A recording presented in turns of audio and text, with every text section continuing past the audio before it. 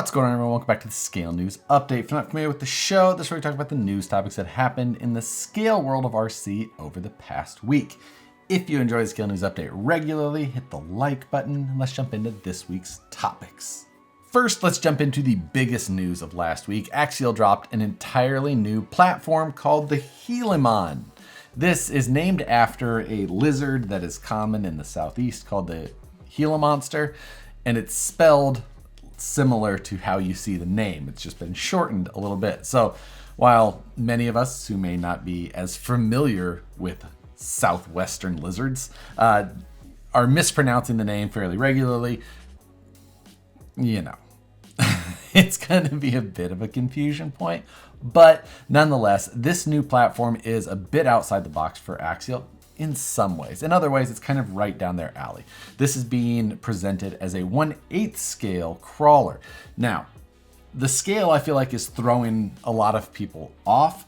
It is a long wheelbase. It's about a little over 14 inches, a little over 12 inches wide. And the cage itself is modeled after full-size crawling buggies that are a smaller cage in real life than like a longer Ultra 4 style car, things like that. So think like the Axial Bomber. That was an Ultra 4 based car, so that cage is kind of a bit longer, even though the scale may be similar in some ways. If you're familiar with the full-size world of off-road, then that will likely make more sense. This would be a smaller vehicle cage in proportion than, you know, even though it's at a larger scale. Doesn't really matter, because in the end it's still an RC car and people just have to look at it and understand it and like it, and that's where sometimes this can get lost. Now, this is a new portal axle buggy with new portal axles under it. The size and almost all of the parts on this thing are totally new.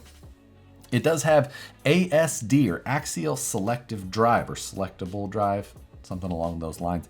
Anyway, what it allows you to do is have a cutting brake function in the rear out of the box. Now, that will disconnect the drive from one wheel and lock it into position so that it locks and you can kind of pivot around that wheel. Very similar to how full-size real buggies do it by unlocking differential and using a hydraulic cutting brake to actually just pull the brake caliper.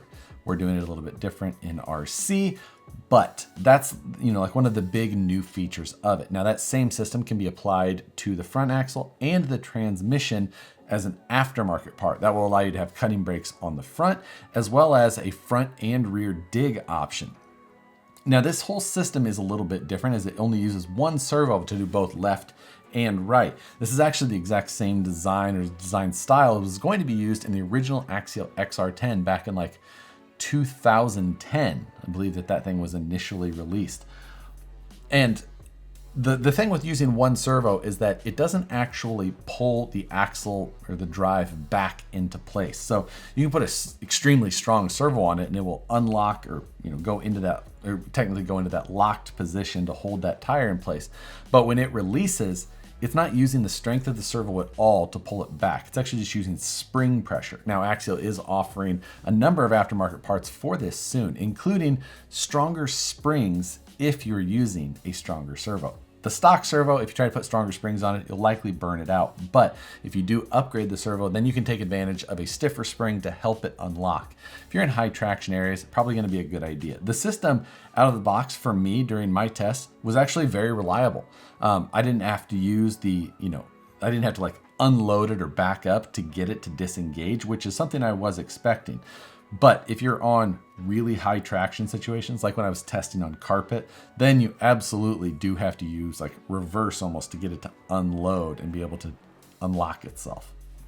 Overall though, still a pretty cool system. And again, to have it work pretty well out of the box, at least on my rocks locally, that was a big bonus.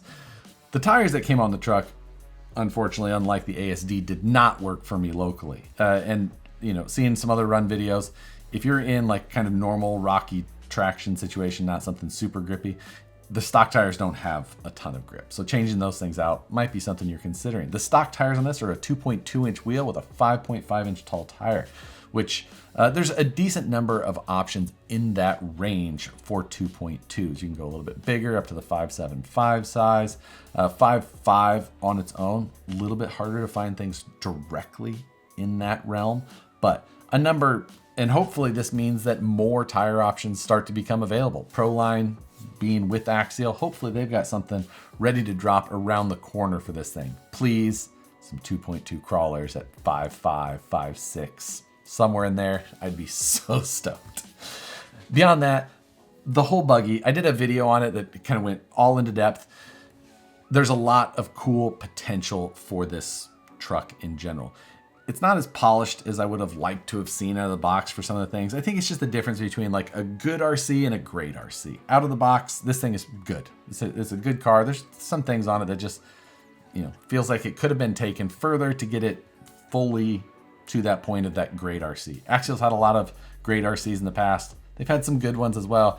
They've also had some not so good ones. But this one I think is going to be a lot of fun. I'm looking forward to doing more with it myself.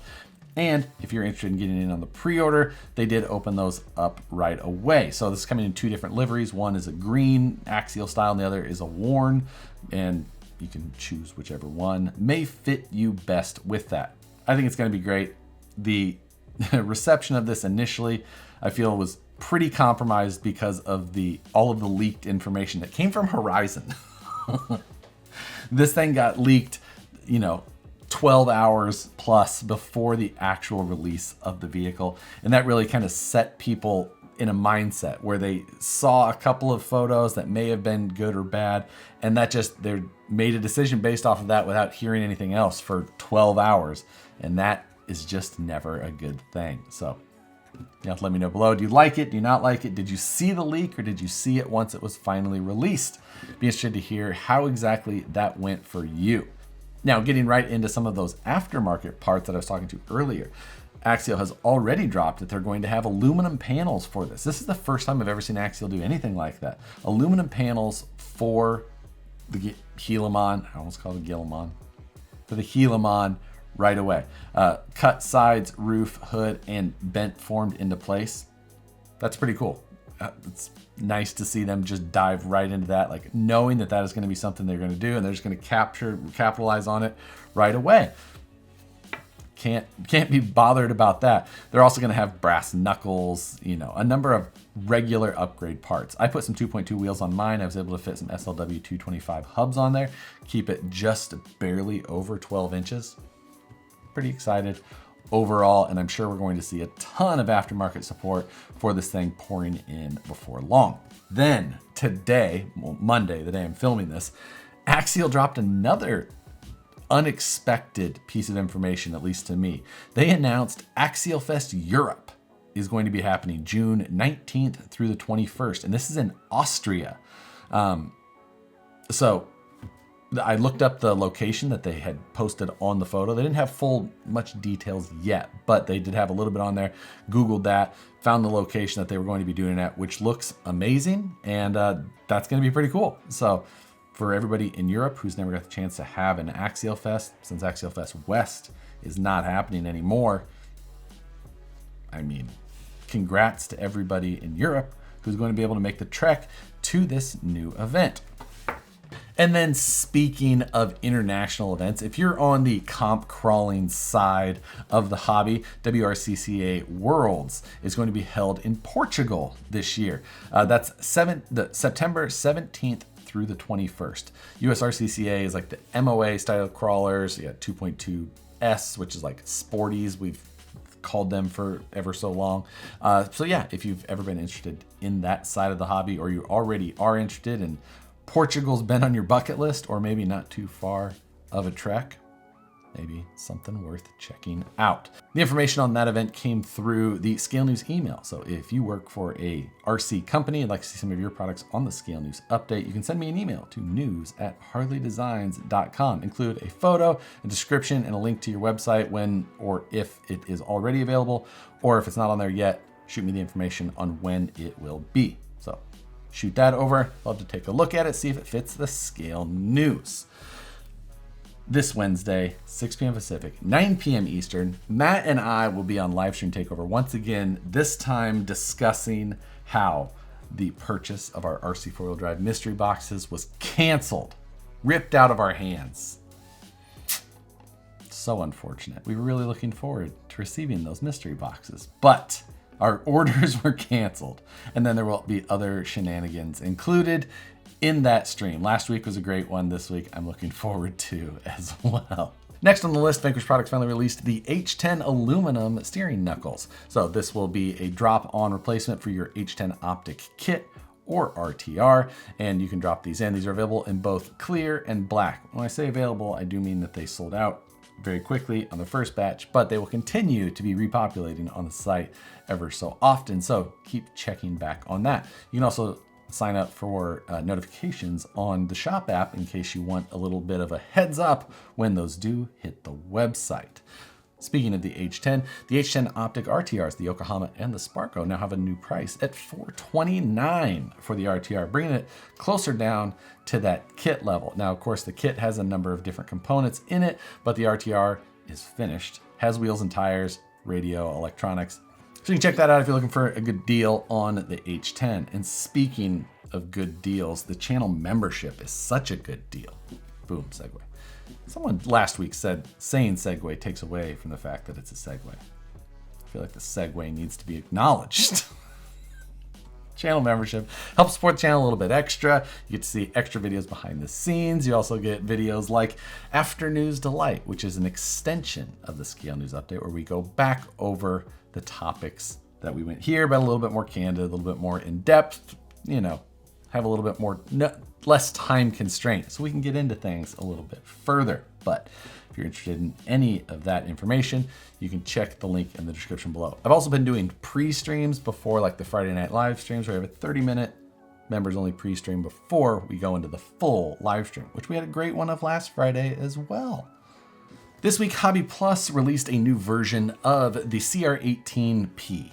This is the V3 version. They've updated with some new electronics, another handful of upgrades here and there. They have the two versions like they've previously had. One is the Rushmore, which is very similar to like a body that you've seen previously. Very similar. And then they also have one that's kind of like a Unimog or a cab forward flatbed style design. But the CR18P has been around for quite some time. Again, this is a V3. So we've seen the updates from this over the last couple of years. I think I built one. They had a kit version of these that I built in like 2020 or 2021. Quite a bit has changed since then, and this is a pretty full option kit. Nice brushless system, the whole deal. If you're interested in that 18th scale world, one that's worth taking a look at. Over the last year or so, you've heard us talk about WERCROCK, which is an organization that was kind of set up to push buggies, similar to like what we talked about at the beginning of this show, but more, focused on like the 10 scale area. However, they also have products of their own. This week, there was a few new releases. First of all, we've got a 3D printed motor. This is a resin printed motor that you can get in a couple of different ways. One way is a colored version that's been resin printed with some different colors. Then one is like a builder, modeler's, painter version, whatever. You can get that model in those two different ways. Now, this is a pre-printed thing for you. You're not 3D printing this yourself. And it does fit a Hobbywing Fusion inside. It's designed around that, and of course will then work with a number of, longer or 540, 550 can size motors fit over top of that. So if that fits a buggy or a scale build that you're working on, that's worth looking at. They also released some steel chassis rails, basically. This would be just a good base platform to build something, a ladder frame chassis on, a pro mod, something along those lines. So if you've been looking for something to fit your build or something to base your build off of, you can go check out WRCROCK. They also have merch like shirts and hoodies and stickers and things like that. So go check out their new website. And it felt like ages since we got to talk about a new associated RC10 release. But this week, finally over. Now we have the metallic edition. This is a shiny one. I don't really know what the difference is beyond that. They're celebrating like their 41st anniversary of this thing with the metallic version. Beyond that, I don't specifically know. I read like the Facebook posts about this, and it didn't give me a lot of information other than like celebrate the 41st anniversary, which is an odd one. Is 41st, is that metallic? I thought it was like gold or silver. Maybe that's 40. After 40, you just go back to metals, whatever. So yeah, if you're an RC10 collector and you haven't already filled your entire house Maybe this one will be the cherry on top.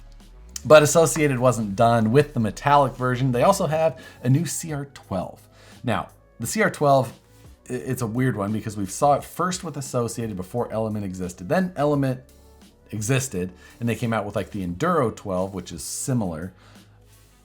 And now we're getting another Associated version of the CR12. Slightly odd. We did see the CR12 come back here not too long ago. It was like posted up on Tower as a new version, or basically like just the old version that was brought back. Kind of odd. Not 100% sure what or why this is happening on the Associated side rather than the Element side. They've had these platforms over there and just kind of ping-ponging back and forth is odd. But this is the Overtrail edition. You know, the CR12 platform it's a inexpensive way to get in. It's like $200. And you know, if you find somebody who likes that smaller size, it's obvious an in-between between 10th and 18th. It doesn't have like a ton of aftermarket, but there's a little bit. You can fit some parts that are fairly common onto it. It's just a little bit different, but again, it's fairly inexpensive. There's not a lot in that exact area price-wise, so I get how this is a decent entry into that. If overtrailing sounds like something you're interested in, you like the looks of it, whatever it may be, you can go check out the link in the description below, as well as links to the rest of today's stories that were included there as well. And then lastly, for this week, on last week's Reefs RC Livestream, they announced the release of their new Smart 1400, a 10th scale servo with, I think they said conservatively 1,400 inches of power. Now this is a direct power smart servo. So smart means that it's programmable. You can make it do all kinds of things. You can turn it into a winch if you want. You can change the amount of swing that it has. You can narrow it. You can change speeds and low. There's tons of stuff. Worth checking out. I do believe this uses a new version of their programmer, so double check that. And if you don't already, might be worth picking up the most recent or up-to-date programmer for that.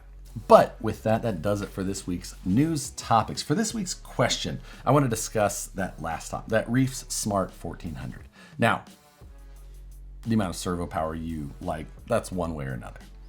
Call it whatever you want, buy whatever servo you think fits you best. But what I want to focus on is the smart stuff. And not just these servos, but like servos, batteries, ESCs, radios, any of that stuff. Are you leveraging like the PC, Bluetooth, whatever it may be, the programmability that you can get with some of the things offered to us in our hobby now, whether it be Bluetooth programmability of a motor and ESC combo like Furatech might have, Hobbywing has it on some things, or, you know, Castle links where you have to plug it in, or they believe they have the B-Link where you can also do it through Bluetooth. Lots of options for the programmability and things that we have now at our disposal in this hobby, which are very cool, but I don't think that it's maybe as utilized as a lot of us would think or hope, or whatever it may be. So I want to know, are you using that? Are you using smart tech in any way? Batteries, you know, programmability of ESCs, motors, things like that. I'd like to hear from you guys how you're utilizing all that. But that is going to do it for this episode of Scale News Update. I don't remember what show I was doing. As always, I appreciate you guys for watching. If you're interested in the channel membership, all that information is down below. Thanks as always. Otherwise, hit the like button, subscribe if you're not already, hit the notification bell to see the videos as soon as I get uploaded. As always, thanks again for watching. We'll see you on the next one.